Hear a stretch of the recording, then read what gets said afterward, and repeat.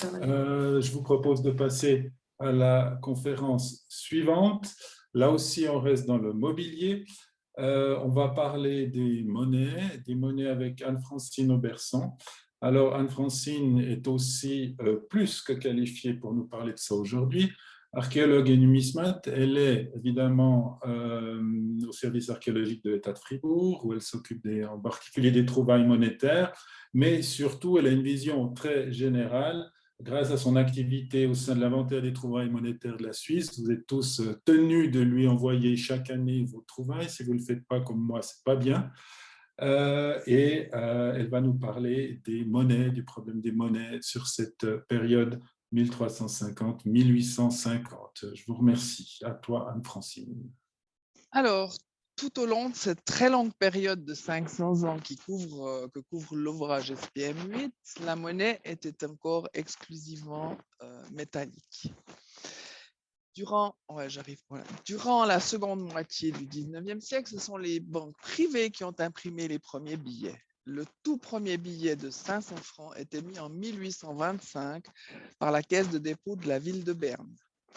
Les premiers billets de banque nationaux furent quant à eux émis par la Banque nationale dès sa fondation en 1907. Lorsqu'on parle d'un aussi long développement de la circulation et de l'utilisation de la monnaie, il est logique de diviser selon les principales caractéristiques. Entre 1350 et 1850, nous pouvons donc distinguer 5 phases présentées ici. Le contexte économique dans lequel la monnaie était utilisée incluait également d'autres objets comme les poids monétaires, les jetons de compte, les marques et autres jetons, de même que des plombs de marchandises ainsi que des médailles religieuses ou profanes. Tous ces objets apparentés constituent par ailleurs un groupe de découvertes de plus en plus important en numismatique archéologique. Nous y reviendrons ci-après. En termes d'histoire monétaire, on peut parler d'un long XIVe siècle à partir de la fin de la Grande Peste dans les années 1340-1350. En effet, dès la fin du XIVe, l'apparition de pièces étrangères d'or et d'argent, incarnant pour la première fois des valeurs supérieures à celles du denier, a suppléé l'absence de monnaie locale équivalente. Au XVe siècle, la circulation monétaire se présente donc comme un réseau de grosses monnaies internationales en or et suprarégionales en argent, comme les plats parts et les gros, mêlés aux deniers et leurs sous-multiples régionaux. Dans le nord de la Suisse, les petites dénominations étrangères sont représentées par des pièces bavaroises, de Franconie, de Thuringe, dérivées du Heller du sud de l'Allemagne, mais aussi par des sésini et des denarii milanais d'une valeur de respectivement 4 à 2 deniers locaux. Dans le sud de la Suisse, 75% de la masse monétaire est constituée par les petites pièces du nord de l'Italie. Dans les grisons, ce sont également les influences du Trentin et de la Vénétie qui ont joué un rôle. En Suisse occidentale, par contre, la masse monétaire comprend des émissions savoyardes, italiennes, ainsi que des monnaies de Bourgogne et des Pays-Bas bourguignons, côtoyant les frappes de Lausanne, Sion, Fribourg et Genève. À la fin du XVe siècle commence la deuxième phase, une sorte de période de transition qui, en termes d'histoire monétaire, mène à l'ère moderne et entraîne la création de grandes pièces d'argent, les thalers et les testons et les bahts. Ces nouvelles pièces ont été introduites en Suisse d'abord par Berne et se sont ensuite rapidement répandues sur tout le territoire. Cette phase a ainsi conduit au développement de systèmes de monnayage multipartites avec des valeurs nominales dans des relations à valeur fixe. Tandis que l'internationalisation de la circulation monétaire progresse avec la présence constante de grosses monnaies en or et en argent, les monnaies régionales dominent avec principalement le teston, le bahts et le kreutzer. On le constate clairement dans les comptes de la douane de Soleure, où ces types de monnaies alternent. Sous la pression d'une forte hausse des prix de nombreuses marchandises, la masse monétaire a augmenté dans la seconde moitié du XVIe siècle. Ces interactions ont eu un impact non seulement sur la frappe et la circulation de la monnaie, mais aussi sur les interrelations entre les monnaies étrangères et locales. De nouveaux systèmes monétaires hybrides sont apparus au début de l'époque moderne, intégrant les éléments de 2, voire 3 systèmes monétaires. Dans les Grisons, par exemple, on voit se développer un système de monnayage combinant des éléments du système de monnayage locaux et de l'Allemagne du Sud. En Romandie, après la conquête du pays de Vaud en 1536, Berne a dû relever le défi de concilier 2 systèmes de monnayage, le bernois et le savoyard. À partir de 1558, Berne, incluant Soleure et Fribourg dans sa sphère d'influence, mit en place un système monétaire réunissant dans la livre de Romagne le système comptable bernois et savoyard. L'élément de liaison était la valeur d'équivalence de 1 bâti bernois fixé à 3 gros vaudois. En 1580-1590, Neuchâtel, Genève et le Valais rejoignirent le système, assurant ainsi la coexistence de leur système monétaire, avec pour objectif de garantir la stabilité monétaire dans la partie occidentale du corps helvétique.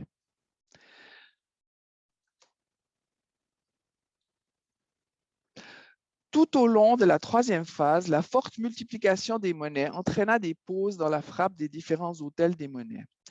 Mais c'est surtout vers 1600 que l'on assiste à une détérioration du monnayage qui, au début de la guerre de 30 ans, entre 1620 et 1622, entraîna progressivement une hyperinflation en Suisse importée d'Allemagne. Cette crise, avec tous ses corollaires, a duré du milieu du XVIe siècle jusqu'au milieu du XVIIe siècle et a conduit en de nombreux endroits à une paralysie de la frappe pendant de courtes et de longues périodes. Sous le coup d'une nouvelle crise monétaire après 1700, Zurich, Berne, Fribourg et Soleure tentèrent d'imposer des conditions uniformes pour la frappe des monnaies cantonales au cours de conférences tenues à Langenthal en 1714, 17 et 1724. Mais dans l'ensemble et jusqu'au XIXe siècle, chaque canton continua de mener une politique monétaire limitée à son propre territoire. Grandement orientée vers la France, la Romandie voit une forte influence de l'écu français, en allemand Laubtaler, et de ses sous-multiples introduits en 1726. Quelques jours seulement après sa frappe officielle, il fut essayé et tarifé à Berne, puis s'est d'abord répandu en Suisse occidentale et en Valais, ensuite en Suisse orientale, où il apparaît dans les trésors, et même en trouvailles isolées après 1760. Dans la cinquième et dernière phase, une première tentative de monnaie unique échoue pendant l'Helvétique entre 1798 et 1803. Et les cantons nouvellement apparus retombent dans un monnayage largement incontrôlé. La diversité monétaire relevant d'étalons et de systèmes monétaires différents fut définitivement consommée avec le nouvel État fédéral et sa loi sur la monnaie du 7 mai 1850, qui, en s'inspirant dans une large mesure du système français, instaura l'étalon argent et désigna le franc comme unité monétaire. Les monnaies ne sont pas seulement des trouvailles archéologiques fréquentes et des témoins omniprésents de la culture matérielle depuis la fin du Moyen Âge. Il s'agit aussi et avant tout de moyens de paiement très mobiles, se répandant rapidement et largement, formant leur propre zone de circulation qui ne se cantonne pas à l'intérieur des frontières politico-territoriales. La partition culturelle et topographique de l'espace, l'offre et la demande en monnaie et la dynamique des opérations de paiement sont beaucoup plus importantes pour leur mode de circulation que les démarcations politiques. Notre espace territorial était topographiquement, territorialement et aussi économiquement un espace disparate, sans centre territorial ni économique et sans domination territoriale. L'espace de la Suisse constituait une zone intermédiaire de transit et d'échange, traversée par d'importantes voies de circulation également trans-européennes. Ces routes ne traversaient pas seulement les Alpes centrales, mais utilisaient aussi largement les grands lacs et les rivières. Sur le plateau central, les établissements se sont densifiés et dans la région alpine, les grandes vallées du Rhône, du Rhin et du Tessin reliaient l'Europe centrale du sud au nord et les zones alpines intérieures d'ouest en est.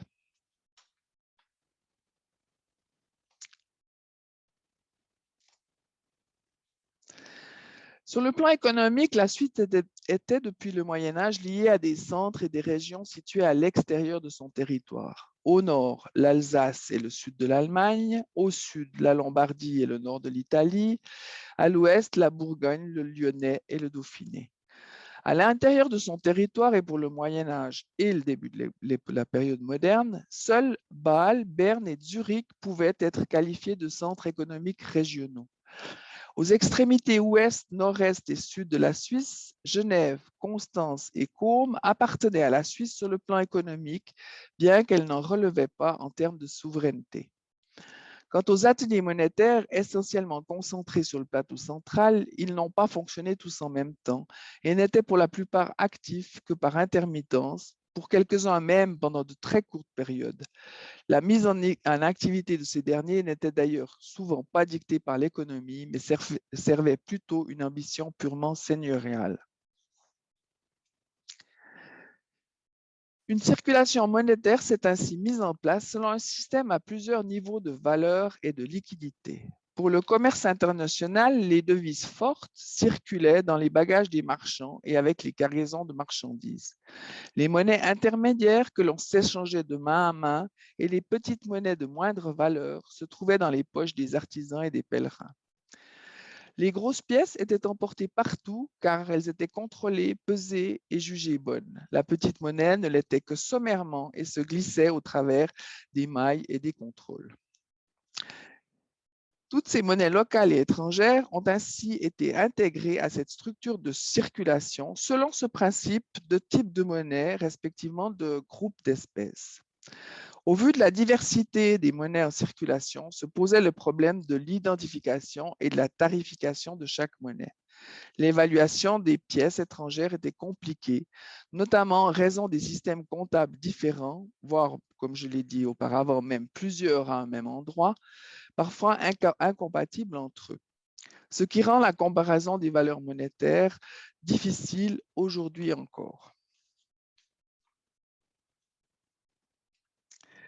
Les pièces suprarégionales, telles que par exemple le patagon hollandais et ses fractions, frappées à partir d'argent latino-américain, s'insèrent partout dans la circulation courante, facilement échangeables et constituent également des trouvailles archéologiques, comme ici avec un exemplaire trouvé à Zoug. Mais la plupart du temps, ces types de pièces ont été fondus parce qu'ils étaient en bon argent. Aussi, leur relative rareté sur les sites archéologiques ne dit rien sur la fréquence originale dans la circulation.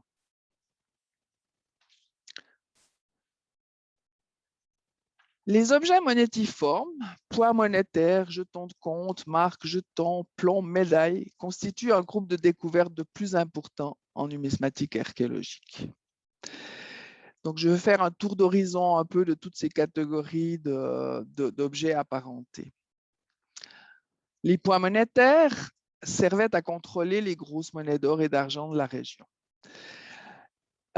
étrangères à la région, reproduisant sur une face l'effigie de la monnaie qu'ils contrôlaient et sur l'autre son poids en denier et en grains, en chiffres romains, la marque du balancier ou de l'atelier, ainsi que le poinçon de vérification de l'ajusteur juré qui en validait le poids.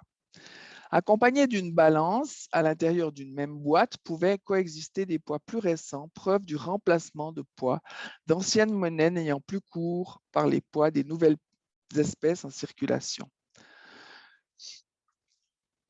Ces poids se retrouvent pas extrêmement couramment en fouille, mais quand même, on en retrouve quelques exemplaires régulièrement. Comme les monnaies, les jetons de compte, frappés en cuivre ou en laiton, étaient utilisés pour calculer sur les lignes. Les plus anciens exemplaires ont été fabriqués au XIIIe siècle en France et dès la fin du XVe siècle, les jetons français furent remplacés par ceux de Nuremberg, qui devint à partir du XVIe siècle le plus important producteur jusqu'à fournir l'Europe entière. Dans les trouvailles de sites, les jetons de compte sont souvent associés à des monnaies, ce qui laisse supposer qu'ils ont peut-être pu jouer le rôle de substitut monétaire. Actuellement, en Suisse, sont répertoriés plus de 400 jetons de compte du XIIIe au XIXe siècle. Plus de la moitié du corpus a été découvert dans des contextes urbains, en Suisse romande, notamment dans les cantons de Vaud et de Neuchâtel, dans les églises et les châteaux. Globalement, la majorité des jetons de compte découverts datent des XIVe au XVIe siècle pour la Suisse romande, des XVIe, XVIIIe siècle pour la Suisse orientale. L'utilisation des jetons de compte prit fin au cours du XVIIIe siècle et les producteurs, perpétuant en partie les mêmes types, se sont convertis à la fabrication des jetons de jeu que l'on découvre eux aussi en contexte archéologique. Bien qu'on sorte du cadre historique chronologique de SPM8, d'autres objets apparentés méconnus méritent une rapide mention.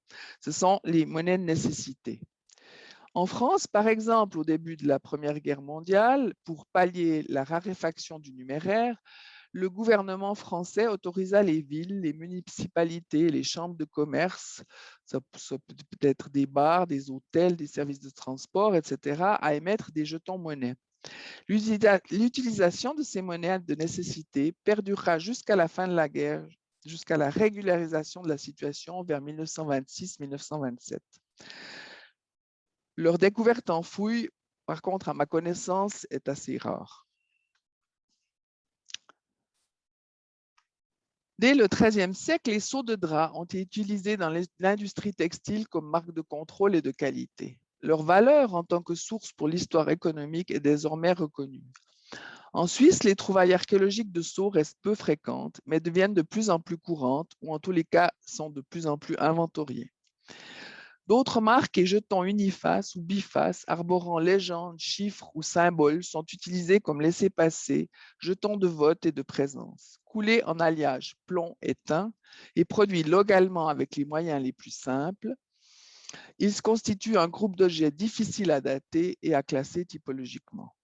Enfin, au XVIIe siècle, on voit apparaître des plombs de marchandises attachés aux balles et caisses de transport.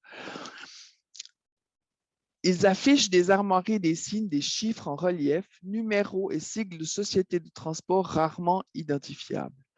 Utilisés à des fins de contrôle, plombs de douane, d'identification, les plombs de sel ou de scellage d'unités de marchandises, ce qu'on appelle les scellés ferroviaires, ces plombs étaient à usage unique et nous renseignent sur le lieu de production et la destination des marchandises qui n'est d'ailleurs pas toujours possible d'identifier. Les médailles religieuses et les médailles de pèlerinage, les croix, les chapelets n'ont malheureusement fait l'objet d'aucune contribution dédiée dans le volume du colloque ni dans le SPM8. Cette catégorie d'objets illustre un aspect de l'histoire des croyances et des pratiques de piété populaire dont il faudrait à l'avenir tenir compte, importante évidemment dès le XVIIe siècle pour les cantons catholiques. Ici, les médailles de la Fille-Dieu à Romont qui ont été publiées à l'exemple de ce qui se fait de manière systématique par l'archéologie tsougoise, par exemple, déjà depuis les années 1990.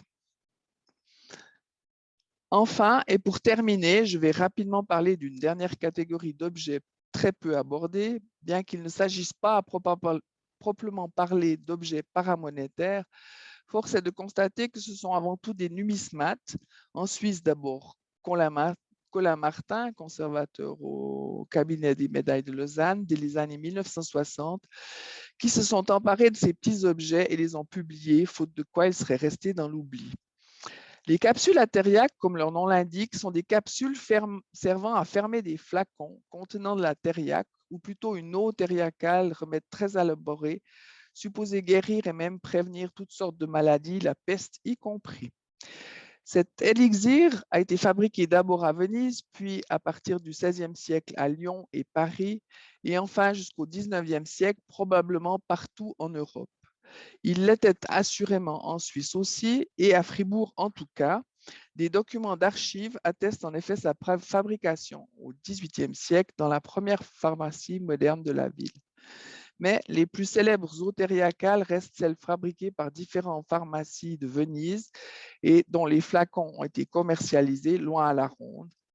En témoignent les quelques 120 capsules retrouvées et répertoriées à ce jour et à ma connaissance partout en Europe. Voilà, ce tour d'horizon s'achève. Je vous remercie de votre attention.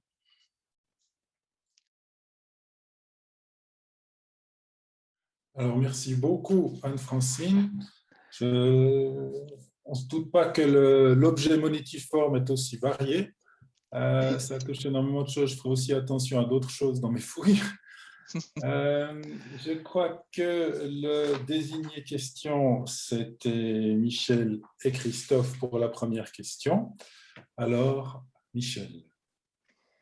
En fait, moi j'avais une question sur les matières des monnaies, parce que vous avez parlé d'argent qui venait même d'Amérique du Sud, mais j'imagine bien que la matière est passée par bateau jusqu'en Europe, mais en fait, quel était le pourcentage de ces pièces en argent où sur nos fouilles, on parle de billions, donc de cet alliage. Comment cette matière arrivait ou quelle était la sécurité mise en œuvre pour que ça arrive à bon port et qu'on ne se fasse pas voler le chargement en cours de route? C'est une question auquel je peux difficilement répondre. Je ne maîtrise pas vraiment ce sujet-là, mais je peux quand même vous dire. Non, non, c'est pas grave. Non, c'est pas grave. C'est qu'en fait, les circuits étaient connus, étaient couramment empruntés. L'argent arrivait à bon port. En tout cas, on n'a pas, à ma connaissance, dans les sources de grands témoignages de vol de matériel et que les ateliers officiels étaient privés de l'arrivage d'or et d'argent. Et c'était évidemment, pour l'or et l'argent, c'était extrêmement surveillé. Le trajet était vraiment contrôlé. J'imagine, ouais. Merci. Et puis les monnaies, effectivement, très rapidement, ça a été du billion. Donc, c'est vraiment une proportion d'argent qui est assez petite. D'accord, merci. Je vous en prie. Alors, pour l'instant, je n'ai pas de questions en chat, mais pour lancer, moi, j'en aurais une volontiers. C'est que j'ai été amené assez récemment à m'intéresser au problème de faux monnayage, puisque on travaille sur un site qui a abrité un site de faux monnayage. Et puis, en t'écoutant évoquer ce côté un petit peu anarchique de la production monétaire pendant une longue période, est-ce que finalement, ça ne favorise pas toutes sortes de possibilités de triche? Est-ce que finalement, la monnaie peut être un peu produite par n'importe qui s'en donne les moyens? Alors, le phénomène du faux monnayage a été bien abordé par Charles Froidevaux dans son dernier ouvrage sur justement la monnaie neuchâteloise, où là, justement, il y a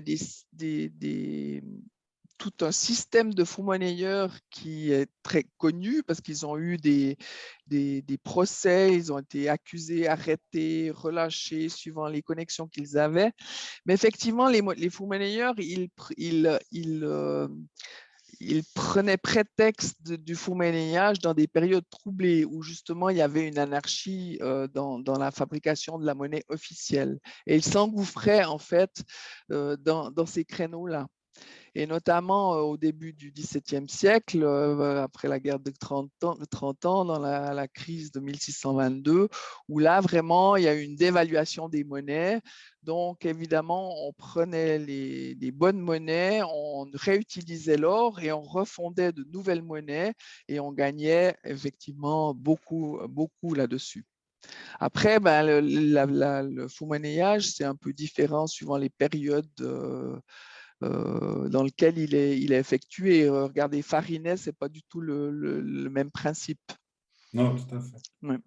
On avait ces imitations de monnaie suisse dans les seigneuries là, du nord de l'Italie. Est-ce que c'était considéré comme de la fausse monnaie ou un apport supplémentaire? Non, alors ça, c'est justement, ça touche un point où à travers les âges, souvent, les autorités en place toléraient ce genre de faux monnayage parce qu'ils n'étaient pas à même de fournir la population en suffisamment numéraire. Donc, c'était des monnayages d'appoint qui étaient tolérés. Comme à l'époque romaine, aussi à l'époque de l'Empire gaulois, au IIIe siècle où là, Rome n'arrivait pas à fournir suffisamment ses provinces en monnayage frais, en petit monnayage, en petite dénomination, donc tolérait ces apports-là. Ça ressemble un peu à ces monnaies de nécessité que tu as présentées pour le début du monde. C'est une forme de monnaie de nécessité, effectivement. Très bien. Je ne sais pas si quelqu'un parmi nos auditeurs a une question à transmettre. Sinon, Hélène, je crois que c'est la pause qui est prévue.